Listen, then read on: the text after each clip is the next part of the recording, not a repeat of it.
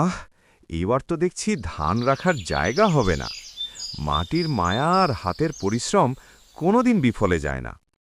দেখো দেখো, রহিমের দাঁত কপালে উঠেছে খুশিতে। ওর এই হাসি আমার সহ্য হচ্ছে না। আমার জমিটা তো এখন গর্ত আর আগাছায় ভরে আছে। ওর এই জমিটা হাতাতে হবে।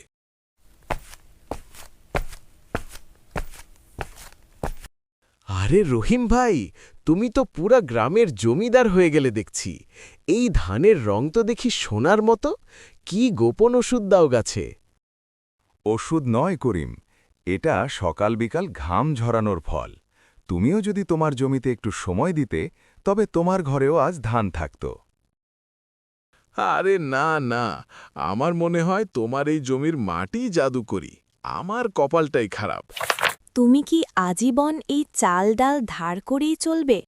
রহিমের দিকে তাকিয়ে দেখো, ওর গোয়াল ভরা গরু আর মাঠ ভরা ধান। থামো তো, আমি একটা বুদ্ধি বের করেছি। রহিমের জমিটা আমি নেব, আর ওকে বনের ধারের ওই বালুময় পাথুরে জমিটা দেব। ওকে বলবো যে ওই পাথরের নিচে নাকি পুরনো রাজাদের গুপ্তধন আছে। সে কি আর অত বোকা? সে রাজি হবে যেন। মানুষ যখন লোভের কথা শোনে তখন বুদ্ধি কাজ করে না। আমি ওকে সোনার স্বপ্ন দেখাবো। কিন্তু আমার মনে হয় না রহিম ভাই লোভী মানুষ। সে একজন পরিশ্রমী মানুষ, আর পরিশ্রম করেই আজ সে এত ভালো আছে। শুধু রহিমই পরিশ্রমী? আমি পরিশ্রম করি না? আর আমাকে এখন কি করতে হবে তা আমি জানি। রহিম ভাই একজন ভালো মানুষ। সে সবসময় মানুষের উপকার করে। আমার মনে হয় তাকে ঠকানো তোমার উচিত হবে না। আমি যা করতে চাই তা আমাদের ভালোর জন্যই। তোমাকে ভালোভাবে বলছি, আমার কাজে কোনো বাধা দেওয়ার চেষ্টা করো না। রহিম, আমি তোর অনেক দিনের বন্ধু। তোর কষ্ট দেখে আমার মায়া হয়। তুই রোদে পুড়ে ধান চাষ করিস, তার চেয়ে বনের ধারের আমার জমিটা নে। আমি কাল রাতে স্বপ্নে দেখেছি ওখানে নাকি মোহর পোতা আছে। তাই নাকি করিম? তাহলে তুমি কেন নিলে না সেই মোহ? আরে বন্ধু, আমি তো অলস মানুষ, মাটি খুঁড়তে পারবো না। তোর জোয়ান শরীর, তুই মাটি খুঁড়লেই ধনী হয়ে যাবি। আচ্ছা করিম, তোর যখন এতই ইচ্ছা, তবে আমার ধান ক্ষেতের বদলে তোর ওই বনের জমিটাই আমি নিলাম। কালই আমরা বিনিময় করব। তাহলে তো হয়েই গেল। কাল থেকে আমি তোমার জমিতে কাজ করব, আর তুমি আমার জমিতে। আচ্ছা ঠিক আছে, তোর যা ইচ্ছে তাই হবে। তুই যদি চাস তাহলে জমি রেজিস্টার করেও দিতে পারবো। না, রেজিস্টার করে দিতে হবে না। কাল থেকে এভাবেই কাজ করি। দেখি পরে একসময় রেজিস্টার করা যাবে।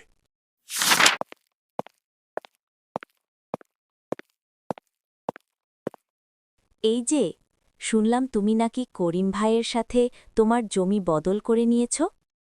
হ্যাঁ, আর আমি যে করিমের সাথে জমু বদল করেছি, এই কথা তোমাকে কে বলল? তার মানে তুমি করিম ভাইয়ের মুখে গুপ্তধনের কথা শুনে লোভে পড়ে গেছ। না, আমি লোভে পড়ি নাই। আমি জানি যে ওই জমির মধ্যে কিছুই নাই, আর আমি ওই জমি সম্পর্কেও জানি। তাহলে তুমি জেনেগুনে আমাদের ভালো জমিটা দিয়ে ওই পাথরে জমিটা কেন নিলে?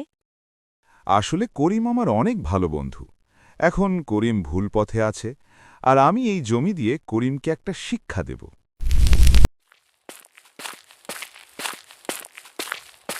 কি চাচা, শুনলাম রহিম চাচার সাথে নাকি তুমি তোমার জমি বদল করে নিয়েছ?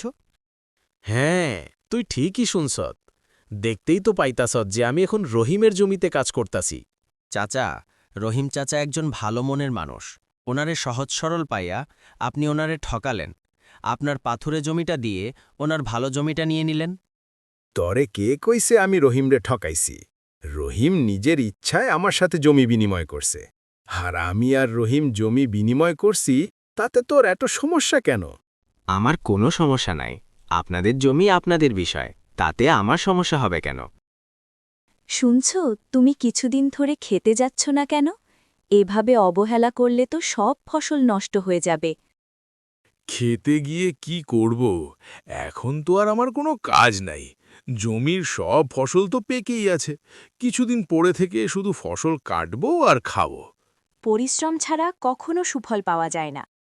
ধান কিন্তু সম্পূর্ণ পাকে নাই। যদি জমির পরিচর্যা না করো তাহলে কিন্তু আগাছার কারণে সব নষ্ট হয়ে যাবে। অলক্ষণে কথা বলো না তো। এই জমি হলো সোনালী জমি। দেখো নাই এই জমি থেকে রহিম কিভাবে ধান পেত? রহিম ভাই তোমার মতো অকর্মা ছিল না। শুনলাম তোমার ওই পাথুরে জমিটার মধ্যে সে বাগান বানিয়েছে।